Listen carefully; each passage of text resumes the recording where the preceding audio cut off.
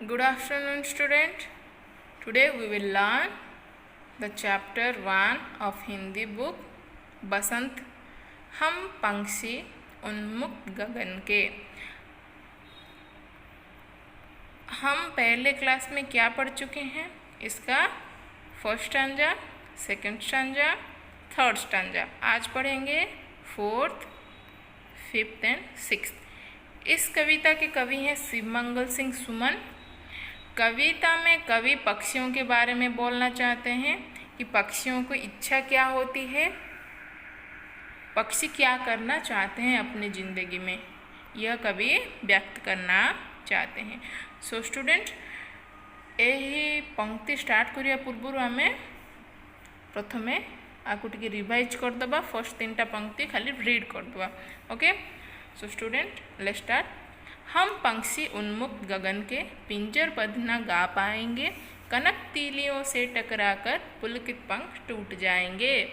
हम बहता जल पीने वाले मर जाएंगे भूखे प्यासे, कहीं भली है कटुक निबोरी कनक कटोरी की मैदा से।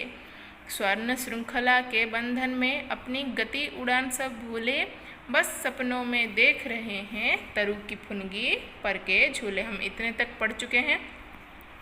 इस क्लास में हम क्या पढ़ेंगे? ऐसे थे अरमान की उड़ते नीले नभ की सीमा पाने, लाल किरण सी चोंच खोल चुगते तारक अनार के दाने। होती सीमाहीन खितिज से इन पंखों की होड़ा होड़ी, या तो खितिज मिलन बन जाता या तंती सांसों की डोरी। नीड़ न दो चाहे टहनी का आश्रय छिन्न भिन्न कर डालो, लेकिन पंख दिए हैं तो आकुल उड़ान में विघ्न ना डालो। तो आते हैं हमारे चतुर्थ पंक्तियों की ओर।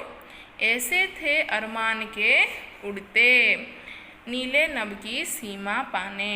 यहाँ पर कवि ने पक्षी की मन की इच्छा बताई है कि पक्षी अपने मन में क्या सोचते हैं, उनकी क्या इच्छा होती है। तो उनकी इच्छा क्या होती है? अरमान का मतलब होता है इच्छा। उनकी इच्छा होती है कि नीले नभ की सीमा पाने। नभ का मतलब होता है आकाश। नीले आकाश की सीमा पाने मतलब वो सीमा को पूरा, वो आकाश के सीमा तक उड़ना चाहते हैं, वो पिंजरबद्ध होना नहीं चाहते। लाल किरण सी चोंच खोलकर। लाल किरण सी चोंच का मतलब है जैसे सूरज की लाल किरणें होते हैं, उनकी चोंच वैसे लाल सी चोंच में चुगते तारक अनार के दाने। चुगते का मतलब क्या होता है? यहाँ पर चुगना या खाना। खाना को क्या बोलते हैं हम? जब खाते हैं, खाते को बोलते हैं चुगते। तारक अनार के दाने। तारक मतलब, अनार मतलब क्या होता है? अनार होता है कि नहीं? तो तारक मतलब यहाँ पर तारे, वो नीले आसमान में जो तारे हैं उन्हें वो अनार के दाने जैसे लगते हैं। तो वो क्या बोलते हैं? वो सूरज की लाल किरण जैसे उनके चोंच है, उनमें वो तारों को खाना चाहते हैं। ऐसे कवि ने इस पंक्ति में पक्षी के बारे में बोला है। नेक्स्ट पंक्ति में क्या बोला है? होती सीमाहीन खितिज से इन पंखों की होड़ा होड़ी। होती सीमाहीन खितिज। खितिज का मतलब क्या होता है? खितिज का मतलब होता है जहाँ धरती और आकाश मिलते हैं। एक बिंदु होता है जहाँ पर धरती और आकाश मिलते हैं।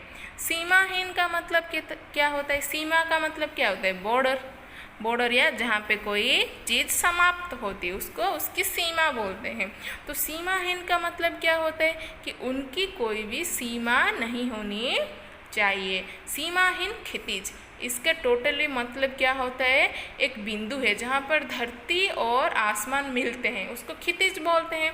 वो सीमाहीन है। किसे पता चलता है कि कहाँ पर धरती और आसमान मिले हैं? पता नहीं है हमको इस बारे में, इसीलिए कभी इसको सीमाहीन खितिज बोल रहे हैं। इन पंखों की होड़ा होड़ी, या तो खितिज मिलन बन जाता या तो तंती सांसों की डोरी। इन पंखों की होड़ा होड़ी क्यों बोले हैं? वो उन पंखों से जोर लगाकर उड़कर उन्हें सीमाहीन क्षितिज तक पहुंचना है।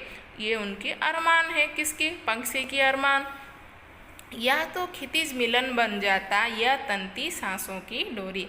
क्षितिज मिलन बन जाता हेले कौन तांकर कौन होता ना उनकी क्षितिज मिलन बन जाता से बिंदु को से पाई पारथांते या तंती सांसों की डरी बा सेमानको मृत्यु होता।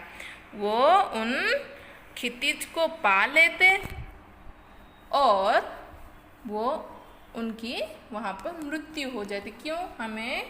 हम किसी को पता नहीं है, क्योंकि क्षितिज कहाँ है उसका कोई भी ठिकाना नहीं है, को किसी ने भी नहीं देखा। इसलिए पक्षी बोल रहे हैं कि वो क्षितिज से मिल लेते, नहीं तो वो वहाँ मर जाते।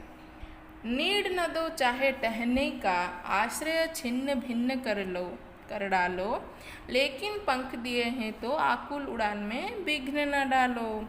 यहाँ पर नीड न दो चाहे टहनी का, नीड न दो बोले भले ही तुम हमें टहनी का नीड तथा घोंसला ना दो। नीड का मतलब है घोंसला। पक्षी बोल रहे हैं कि भले ही तुम हमें वो जो घोंसले में रहते हैं वो घर भी बनाने मत दो। आश्रय छिन्न भिन्न कर डालो, हमारा घर तुम घोंसला छिन्न भिन्न कर दो। लेकिन पंख दिए हैं तो यदि भगवान हमें पंख दिए हैं, ईश्वर ने हमें पंख दिए हैं, तो आकुल उड़ान में विघ्न न डालो। आकुल मतलब बेचैन, उनकी जो बेचैनता है उड़ने के लिए उनमें विघ्न ना डालो। तंकु किसी भी हमें क्षति करवा आवश्यक नुहे। तो कवि इस पूरे पंक्तियों में कि पूरे कविता में क्या बोलना चाहते हैं कि पक्षी को पिंजरबद्ध होना पसंद नहीं है,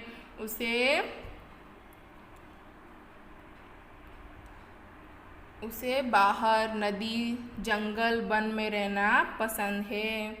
वो क्या क्या करने चाहते हैं ये सब पक्षी इस कविता के बारे में बोले हैं। कि इसके कवि हैं Shiv Mangal Singh Suman. So students, today we will learn this whole chapter. In next class we will do its exercise.